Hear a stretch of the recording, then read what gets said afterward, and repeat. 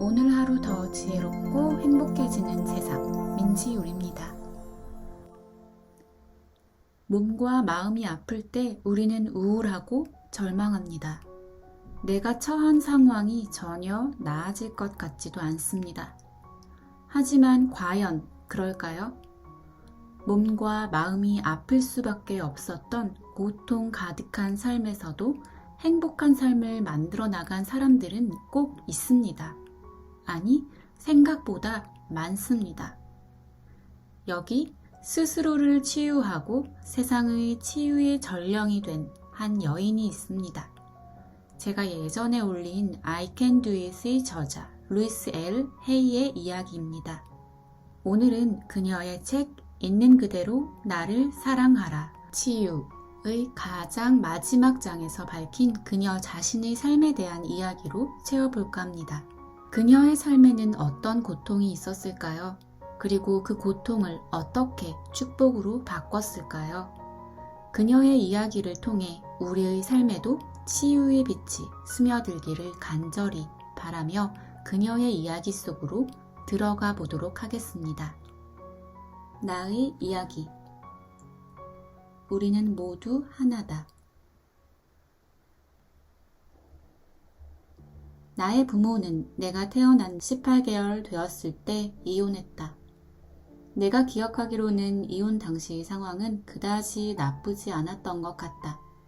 하지만 내가 기억하는 끔찍한 사건은 바로 어머니가 입주 가정부로 일하러 가면서 나를 다른 곳에 맡겼던 일이다. 사람들의 말에 따르면 나는 3주 내내 쉬지 않고 울어댔다고 한다. 나를 돌보던 사람들은 결국 두 손 두 발 다 들고 어머니에게 연락해서 나를 데려가라고 했다. 결국 어머니는 나를 데려가야 했고 다른 일을 찾아야만 했다.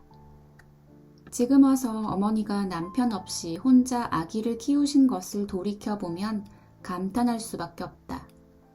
그러나 그 당시에 내가 신경 썼던 문제는 부모님이 이혼하기 전에 받던 사랑과 관심을 더 이상 받지 못한다는 사실뿐이었다. 나는 어머니가 새 아버지를 사랑해서 결혼했는지 아니면 우리에게 집이 필요해서 결혼했는지를 정확히 알지 못한다. 그러나 어머니의 재혼은 성공적이지 못했다. 아버지는 유럽에서 독일식 교육을 받으며 자란 사람으로 자신이 양육받은 그대로 가족에게 폭력을 휘둘렀다. 어머니가 여동생을 임신했을 때 1930년대에 경제 대공황이 찾아왔다. 우리 가족은 폭력이 난무하는 집에 갇혀서 옴짝달싹 하지 못했다. 당시 나는 5살이었다. 이야기를 덧붙이자면 이웃에 살던 술주정뱅이 노인이 나를 강간한 것이 그때쯤이지 싶다. 나는 증인으로 법정에 참석했는데 모든 사람들의 관심이 나에게 쏠렸다. 노인은 15년형을 선고받았다. 사람들이 나에게 계속해서 네 잘못이야 라고 말했기 때문에 나는 오랫동안 혹시라도 그 남자가 감옥에서 풀려나와 보복을 하지 않을까 하는 두려움에 떨었다.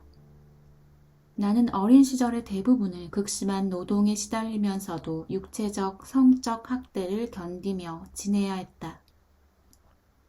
나의 자아상은 계속 낮아졌고 나에게 좋은 일이라고는 생기지 않는 것처럼 보였다. 15살 때 나는 더 이상 성적 학대를 견딜 수가 없어서 집과 학교를 떠났다. 식당에서 웨이트리스로 일했는데 집에서 했던 힘든 일에 비하면 훨씬 쉽게 느껴졌다. 사랑과 애정에 목말라 있고 자아상이 낮았던 나는 친절하게 대해주는 사람들에게 몸을 쉽게 허락했고 16살 생일이 지난 직후에 딸을 낳았다. 혼자서 아기를 키우는 게 불가능하다고 생각했던 나는 아기를 돌봐줄 좋은 가정을 찾아냈다.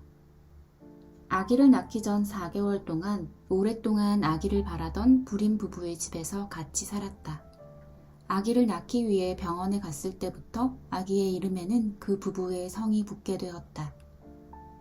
이런 상황에서 나는 모성애를 전혀 경험할 수 없었고 상실감과 죄책감 그리고 수치스러움만 커져갔다.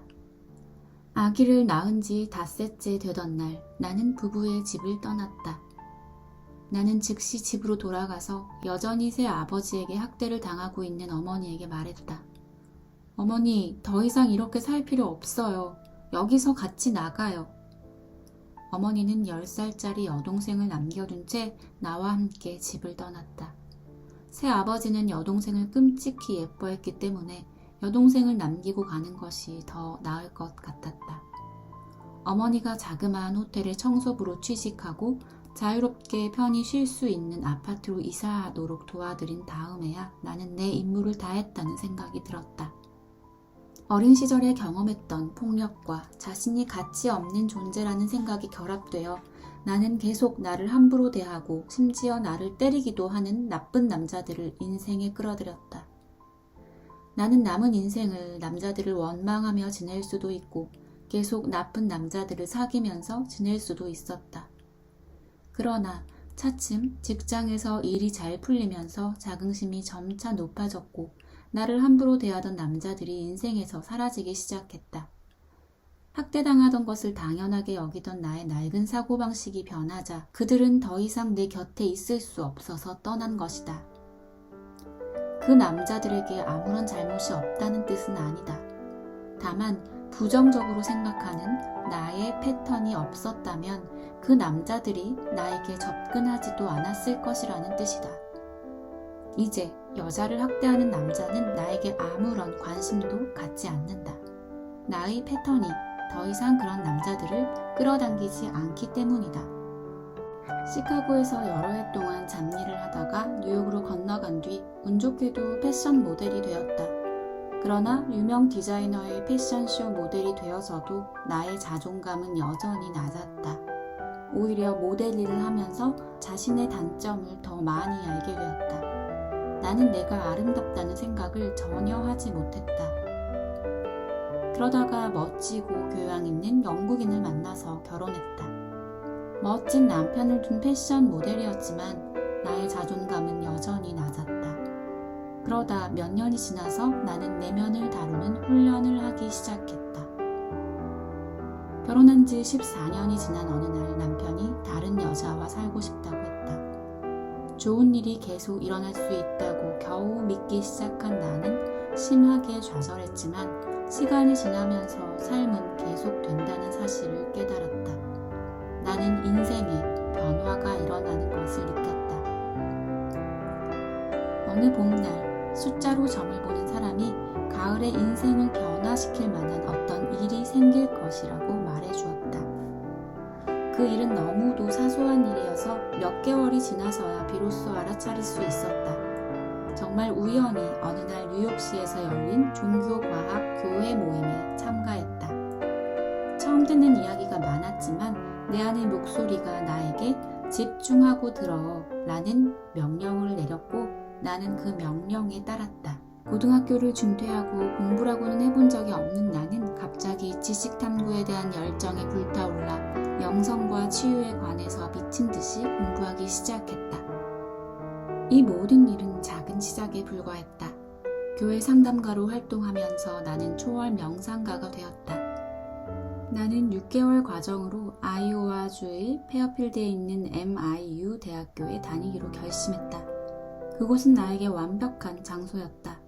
입학한 첫 해, 매주 월요일 아침마다 우리는 새로운 과목을 배웠다. 뉴욕시 곳곳에 열려있던 유흥가가 이곳에는 전혀 없었다. 그래서 저녁을 먹고 나면 모두들 방으로 들어가 공부를 했다. 나는 학생 중에서 가장 나이가 많았지만 학창시절을 만끽했다. 하루 종일 상담하는 일이 직업이 되었다. 상담을 하면서 떠오른 영감을 정리한 책이 당신의 몸을 치유하라인데 처음에는 단순히 영적 발병 이유를 적은 목록이었다. 머지않아 나는 전국을 돌아다니며 강의를 하게 되었고 대학 강단에도 서게 되었다. 그러던 어느 날 나는 암 진단을 받았다. 암 선고를 받은 다른 환자와 마찬가지로 나는 완전히 공포에 질렸다. 그러나 상담가로 활동하며 정신적인 치유가 병을 낫게 하는데 효과가 있다는 사실을 잘 알고 있기 때문에 이 기회에 정신적인 치유에 놀라운 효과를 내가 증명해 보일 수 있겠다는 생각을 했다. 결국 나는 정신적인 패턴에 관한 책을 썼고 암의 원인이 오랫동안 억눌러 온 분노가 온 몸을 잠식해버렸기 때문이라는 사실을 알게 되었다. 나는 어린 시절에 그 사람들에 대한 분노를 풀지 않고 버티고 있었다. 이제 나에게 주어진 시간은 얼마 없었고 할 일은 많았다. 내가 수술 받을 돈이 없다고 했을 때 의사들은 마지못해서 3개월의 말미를 주었다. 나는 곧바로 스스로 몸을 치유하기 시작했다. 치유 과정에 도움이 될 만한 방법을 찾기 위해 온갖 책을 탐독하며 연구하기 시작했다. 운이 좋게도 나는 도움이 되는 사람들을 만날 수 있었다. 발반사법에 관한 책을 읽은 후 발반사법 치료사를 찾고 싶은 마음이 간절해졌다. 어느 날 나는 강의를 듣게 되었는데 앞줄에 앉던 평소와 달리 그날은 왠지 뒤에 앉고 싶었다. 그래서 뒤에 앉았는데 어떤 남자가 들어와 옆자리에 앉았다. 알고 보니 그 남자가 바로 발반사법 치료사였다.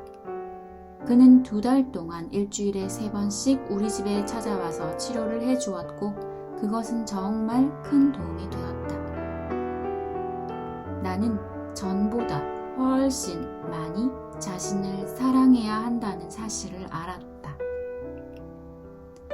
나는 어린 시절부터 품어왔던 분노의 감정을 깨끗이 정리해야 했다. 더 이상 다른 사람을 비난하지 말아야 했다. 나는 뛰어난 심리치료사의 도움을 받아 그동안 눌러왔던 어린 시절에 대한 분노를 모두 표출했다. 베개를 때리고 큰 소리로 고함을 지르면서 말이다. 그렇게 하자 몸과 마음이 깨끗해지는 듯 했다. 그리고 나서 부모님이 들려주었던 당신들의 어린 시절에 대한 이야기를 정리해 보았다. 그들의 인생을 큰 그림으로 보기 시작했다. 어른의 관점으로 더 넓어진 이해력으로 바라보자 그들의 고통에 연민이 느껴지기 시작했다. 그리고 원망이 조금씩 사라지기 시작했다. 나는 수술을 받지 않았다. 몸과 마음을 정화하기 시작한 지 6개월 만에 의사들에게서 더 이상 암의 징후가 보이지 않는다는 말을 들었다.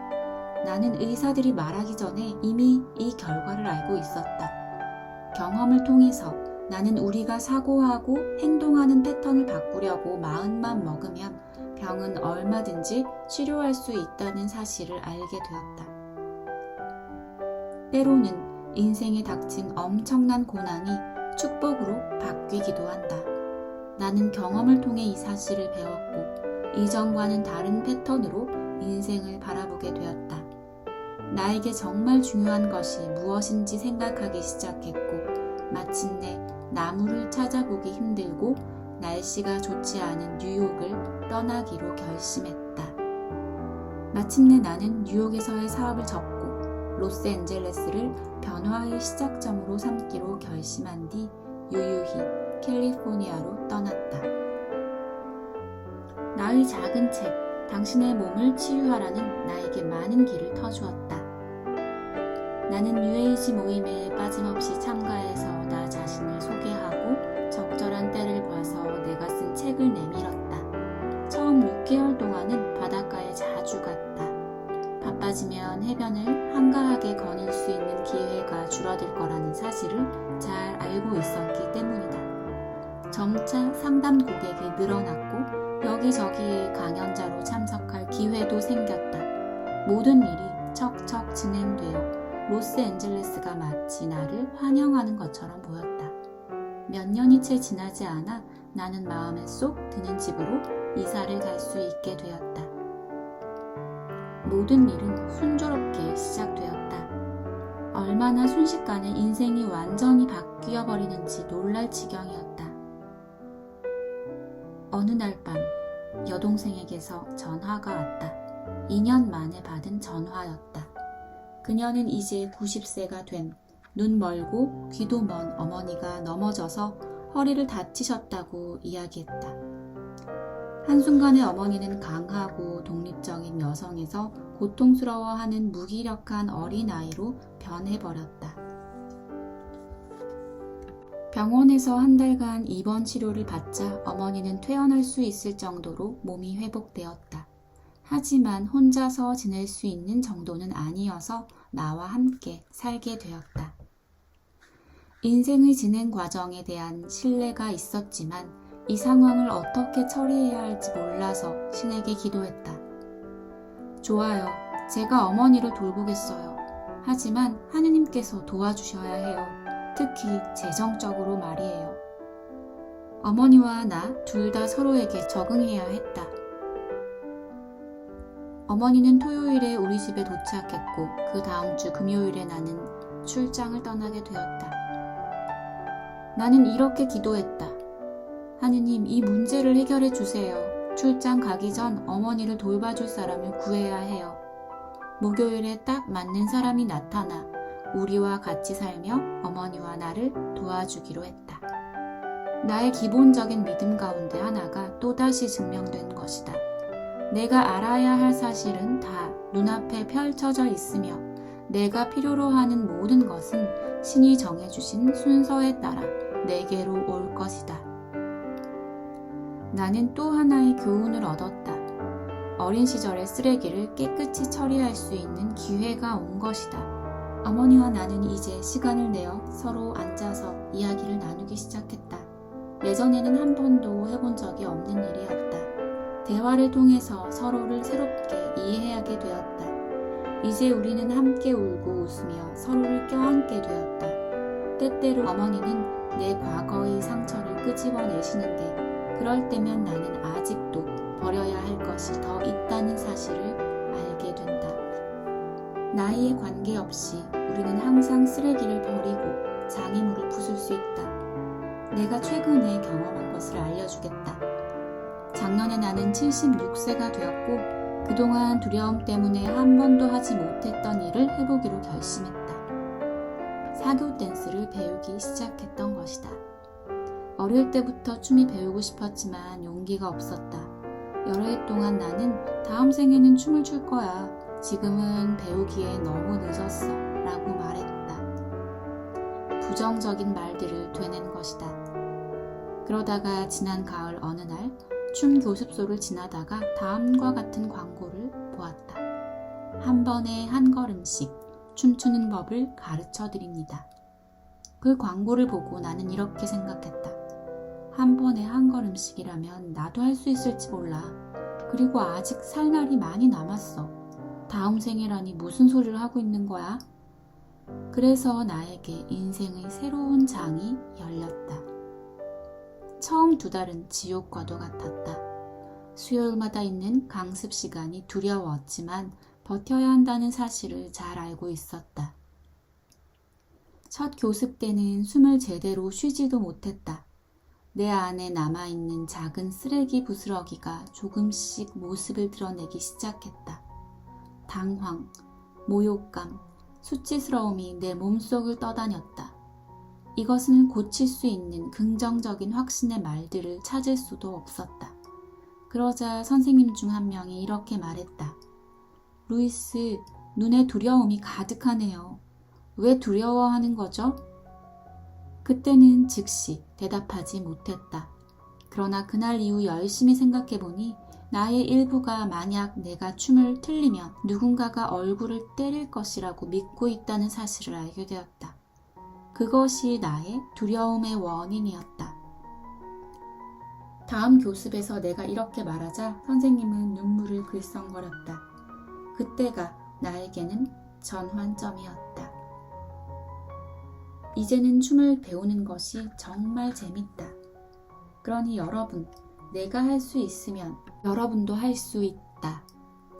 새로운 것을 배우기에 너무 늦은 때는 절대로 없다. 내가 살아가는 끝없는 삶의 가운데서 모든 것은 완벽하고 온전하며 완전하다. 나는 이제 사랑의 눈으로 과거를 돌아보며 과거의 경험으로부터 교훈을 얻는다. 과거에 벌어진 일을 놓고 옳다, 그르다, 좋다, 나쁘다 라고 말할 수는 없다. 과거는 이미 지나간 일이다. 내 순간의 경험이 있을 뿐이다. 나는 우리가 영적으로 동일한 존재라는 사실을 알기에 나의 존재와 경험을 모든 사람들과 나누고 싶다. 나의 세상에서는 모든 일이 순조롭다. 루이스 엘 헤이 2004년 2월. 이 글을 쓴 지 13년이라는 시간이 흐른 후 그녀는 그녀가 예상한 대로 평화로운 죽음을 맞이합니다. 그녀의 삶의 초창기에는 많은 아픔이 있었습니다. 하지만 그녀는 고통과 아픔 속에서 더 큰 결실을 얻었습니다. 누군가를 원망하는 방법이 아닌 자신을 더 사랑하고 용서하며 나를 괴롭힌 그 누군가를 포용함으로써 말이죠. 지금 나는 나를 사랑하고 있나요? 혹시 내 안에 상처로 인해 남을 원망함으로써 나도 모르게 좋지 않은 일들을 계속 끌어당기고 있지는 않나요? 우리는 모두 각자의 삶을 내가 원하는 대로 꾸려갈 힘이 있습니다. 그녀는 말합니다. 내가 했다면 당신도 할 수 있습니다. 오늘 그녀가 들려준 자신의 이야기를 통해 우리 삶에도 자그마한 변화의 씨앗이 싹트기를 간절히 바라봅니다. 내가 알아야 할 사실은 다 눈앞에 펼쳐져 있으며 내가 필요로 하는 모든 것은 신이 정해주신 순서에 따라 내게로 올 것이다. 모두 다 지혜로운 세상이 될 때까지 민지율 구독과 좋아요 부탁드립니다.